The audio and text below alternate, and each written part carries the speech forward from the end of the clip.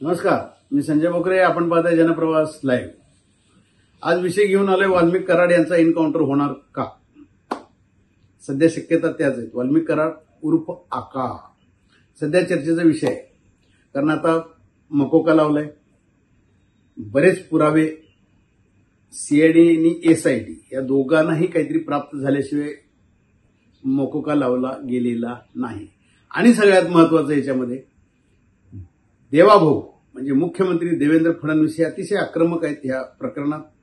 कारण महायुती बदनाम होईल, याच्यामध्ये अख्खी शासन बदनाम होईल आणि त्याची काळजी घेऊन कदाचित देवाभाऊ हे योगी बनणार का.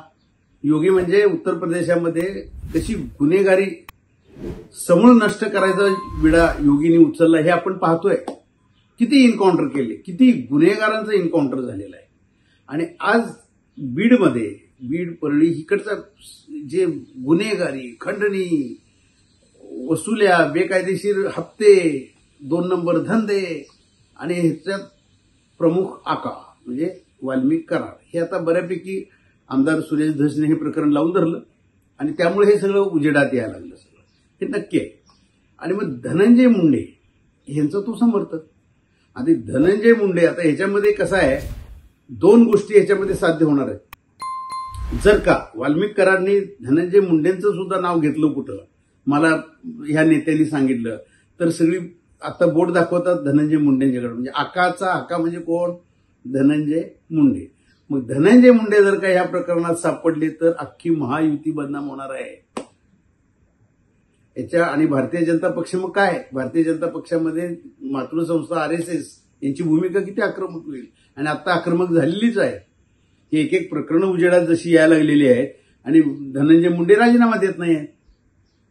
कारण मी नाहीच आहे कशात, माझा संबंधच नाही, अशा पद्धतीनं चाललेलं आहे. अजितदादांची भूमिका ही नरोवा कुंजरो आहे.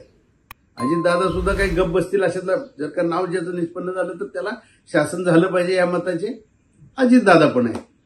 त्यामुळे धनंजय मुंडे यांची अवस्था, मानसिक अवस्था ही दयनीय झालेली आहे म्हणायला हरकत नाही आहे.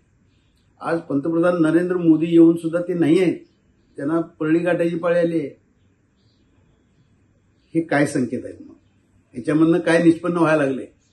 याच्यामध्ये जर का आकाचाच एन्काउंटर झाला तर गुन्हेगारीही संपली, शासनही झालं.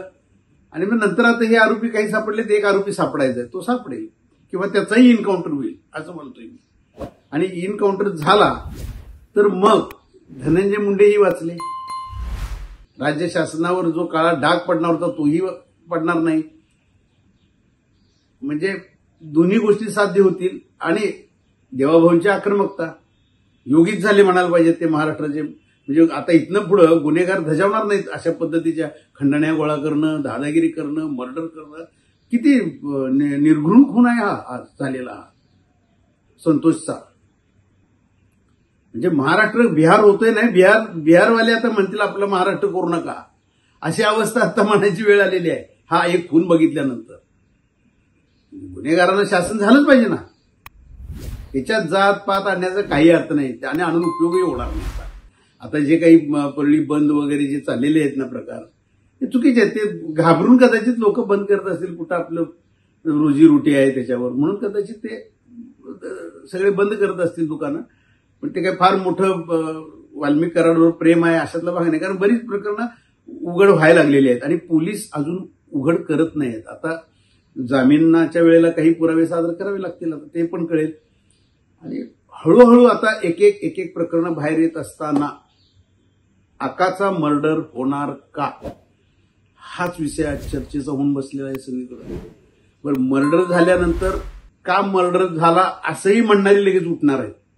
मग धनंजय मुंडेंना तुम्ही सावरताय का, ही दुसरीही बाजू बघायला लागणार आहे. त्यामुळे देवाभाऊ हे धाडस करतील का, तर करतील, पण असं म्हणायला लागेल का तर पुढची बदनामी नको. आणि बदनामी नको पण ही दुसरी बदनामी पण चालू होईल की मग तुम्ही धनंजय मुंडेंना वाचवलं का परत. म्हणजे अशी द्विधा मनस्थिती यांची पण झालेली असावी. एकंदरच आता वाल्मिक कराड प्रकरण हे गाजतंय, आका गाजतायत आणि आकांचे आका यांची मानसिक अवस्था मात्र दयनीय झालेली आहे. त्यामुळं लवकरच आता या प्रकरणावर आणि उजेड पोलीस पाडतील, एसआयटी त्याच्यावर आणि प्रकाश पाटील सीआयडी सुद्धा त्याच्यामध्ये काही सांगेल आणि काही बऱ्याच गोष्टी निष्पन्न होतील, जेणेकरून गुन्हेगारीला इथनं पुढच्या काळामध्ये महाराष्ट्रामध्ये देवाभाऊ म्हणजे देवेंद्र फडणवीस मुख्यमंत्री आक्रमकरित्या काम करून आळा घालतील अशी अपेक्षा धरायला हरकत नाही. आज इथंच थांबू, उद्या पुढच्या भागात.